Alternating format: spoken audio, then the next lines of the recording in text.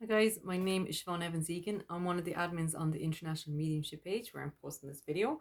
This is my third attempt. For some reason, Facebook recording is just crap. So part of I put up a question the other day. I haven't been on in a while. I was trying to do a live, guys, just didn't work for me. So I have to pre-record this and put it up. And this is regarding I put up a question there the other day to ask if anyone had any questions regarding their or topics they want me to discuss. I do this now and again. I haven't done in a while because I've just been looking after my own health and taking a step back. So, and this is actually regarding the questions. Anything I answer is only from my own experience. That's it. Just from my own place of what I have learned over the last few years of developing as a student continually. I'll always be a student of spirit. But this is just from my own experience. So Emily asked, she's curious about our ability, taking a step back in our lives, and why does this happen? And I'm going to answer the two questions together because they kind of go together.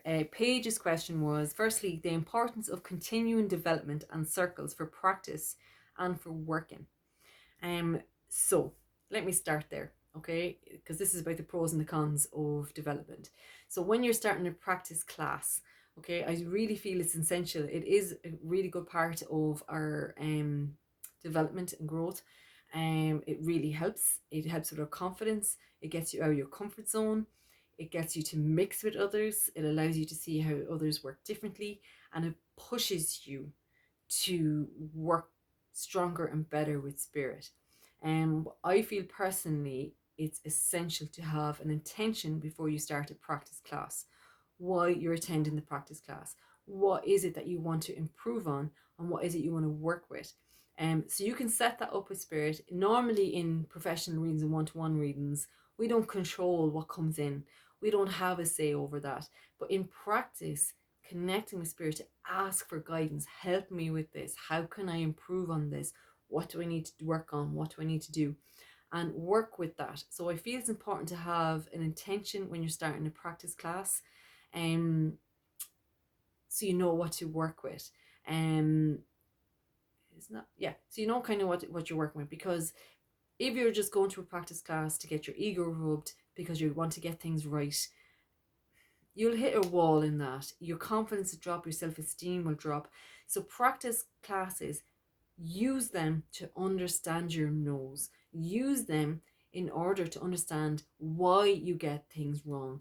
If you get a no, learn, and hopefully the person who's running the practice classes will encourage you to do this, or circles, is to understand why you're receiving a no, um, and not to let your confidence or your self-esteem to understand. And the whole point of learning to read and practice is to keep it within the link and the blending of spirit world. So when we get a no, sometimes we drop. But when you're working in a one-to-one or a demonstration, you have to learn to keep that up. So use the practice sessions and the practice classes as a way to work and strengthen your communication with spirit. It's not about saying how great we are, even though it's fabulous when you get things right, and it's fabulous when you get something that you know you never ever get. And enjoy that feeling and own that feeling. But remember why you're attending the practice. It's to improve the communication between you and spirit. So for this sitter for healing, we're working for spirit. We're not working for the readers. Remember that. So know why you're attending the practice circles. It's a really good thing. So the pros in that sense is it does build your confidence. Um, it does make you step out of your comfort zone. You meet other people. Uh, Working with different energies and different personalities is important as well, because you're going to have all different types of sitters, different readers, spirits, also different personalities. You're going to have people who feed you information, people who give you nothing. So it's all learning. So it really is essential. The other thing with practice classes, if you attend like different workshops with different mentors all over the years, uh, it's about finding your own style. So be aware that you're going to attend groups where people are working all differently and different mentors and different styles. So learn to work with spirit to find your own style and your own unique way of working. At first, it's going to feel like, oh, I don't know what I'm doing, and comparing yourself and doing this and doing that. And that's also essential part of your development, is to learn not to compare yourself, but learn to be a student, learn to take things, learn from other people, learn from your relationship with spirit, learn from the nose. So working with different types of energy from people, because when you stand up and you do a demonstration and you're going to be standing or even gallery style online, you're not just dealing with the spirit part of it, you're working with this part of it, the energy part of it, the people part. You're going to be in a room with 50, 60 people, and you have to really learn to stay within the power and to stay within the blend in the spirit. That should be the practice of learning when we drop, understanding when we've gone into psychic, and use the practice for that sense. So it's not just about getting the yeses, really learn in the background what this is about, what's going on here. So in that sense, it's a really good thing. And for working also, like if you're a professional, you're a teacher and you're running circles, to me circles are different than practice. For me, a circle is setting up a space. You're setting up, I open, I close. It's a different type. It's I don't know, it's different to me than a practice circle, but a lot of people might not see that. So it really depends. Different things for different people.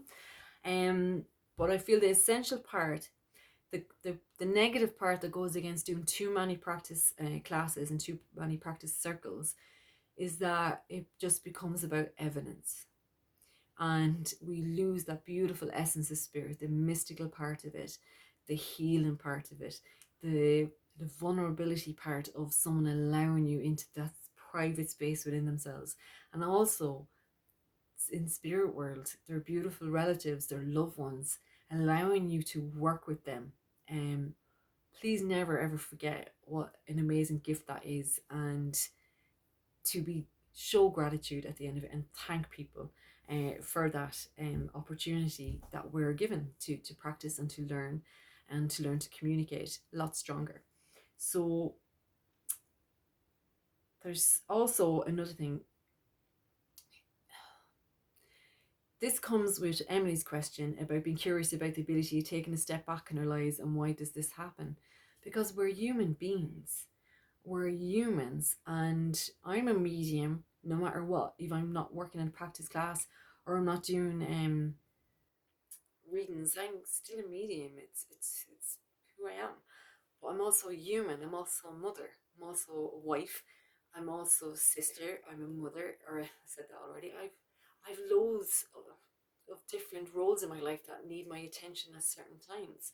And plus, what we forget is, if there is blocks in your mediumship, if there's things that you can't push past, it's not the problem with your mediumship, it's the problem with your life. So you can guarantee anything that shows up in your mediumship that is causing you a problem that you can't push past, it's a reflection of what's going on within you and going on within your life. If you're afraid to touch off things that are too emotional, it's got to do with your life, your personal development. It's got to do with what's going on within you. If you're afraid of letting your wall down, letting things close, afraid of trust. People always talk about trust in spirit. Oh, I don't trust spirit. We don't trust ourselves. So how do we learn to trust ourselves and trust the information? It's by trusting our intuition in our everyday life, connecting in with that internal guidance, not just when we're switching in for a 10-minute reading or an hour reading and that's it, done. It's an everyday thing. So sometimes our souls need nourishing, our souls need healing, and it's very important to answer that call and know, just because we're not available to work in a one-to-one or a practice does not mean we're not working on our mediumship, because we're working on our soul, we're working on our spirit, we're healing. So when we do become more available to work with clients or to work back in that environment, we're going to be stronger, we're going to be healthier. It is different. I take gaps because of my own health, and every time I step back it's different, but I am stronger. And when you're doing so much practice and so much development, sometimes we lose the joy, we lose the love, we lose the enjoyment of it, and it becomes like, ugh, do this. So when you get that step back, don't lose that sense. practice circles are important and practice classes are important. And if you're a working medium, sometimes, excuse me, I do attend a practice class, probably try to do it once a month, because I'll always be a student. There's always things that I feel I need to practice on and push myself a little bit more. And I can do that with my like-minded people. So as I was saying, I work under, like, I've worked with different mentors, but there's a particular group, a style, a unique style in which I work with. And so we all get together and there's a practice. Because we know the style of the mediumship that we're working with, it's not all scattered, so you don't have different people doing different things and trying different things. We know the method, but we also give our intention before we use the practice, saying, I want to work on this. This is something I want to work on. So we have the encouragement of the group and they're aware of what we're doing. So I do feel it's good to set up an intention just before you read, especially in practice. And I want to practice this. This is what I'm working on. And you're setting the intention out there. Your colleagues know exactly what you're working towards. So it does help in that sense. Guilt. Guilt blocks us from taking breaks. It's a human ego thing. You should be doing your mediumship, should be doing readings, should be doing this. Now, when we get and become aware that we are not connecting in with our spirit, we're not connecting in with our souls, and we get that longing and we do feel the guilt, trust that something is telling you you miss it. You miss the connection. You miss doing that work. So honor that also, because sometimes there's a fine line and it's a little line. And because we're not dead, we can't be completely in with spirit. We can't. And we're not really fully human because we're spirits in the human form, living this life. So we can't really fully be materialistic because we just lose ourselves. So it's important to always have that middle line, and I always have one foot in each kind of thing. So I work on my spirit part of myself, and I make sure I keep the balance of working in my normal life.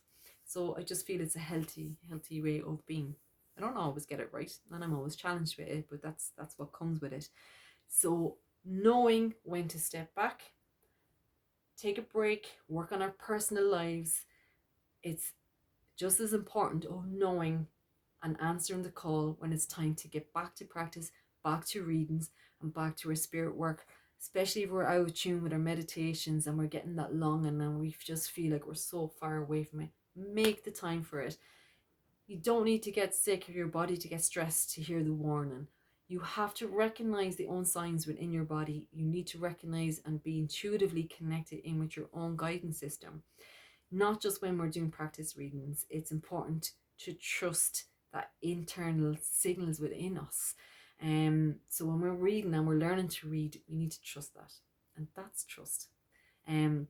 Just because you're not available for sessions or for practice, connecting in with Mother Nature, nourishing the soul, doing things that make you feel good is all part of the work. But as I said, please remember, when there's blocks in your mediumship, when there's things that are that you feel are coming up that you're going against in it, they're always in reference to our life. You are the medium, so you are the issue. You have the responsibility to clear that in your everyday life and not just in a practice class. So I hope that helps, guys. Oh, sorry, there's a last question. I don't run over time. The importance, how are you seeing mediumship evolve in these modern times? Paige, sometimes this makes me sad. And it makes me sad because I feel sometimes we've lost the essence and the true essence of why we're doing this work and the sole purpose of why we're doing this. I see too many mediums getting caught up with evidence, and it's about getting the yeses all the time and connecting with spirit for what we can get from them. And I think we lose that sometimes, and I feel it's important to reconnect with your own soul and connecting with spirit world for no reason, only for the reason to connecting with love.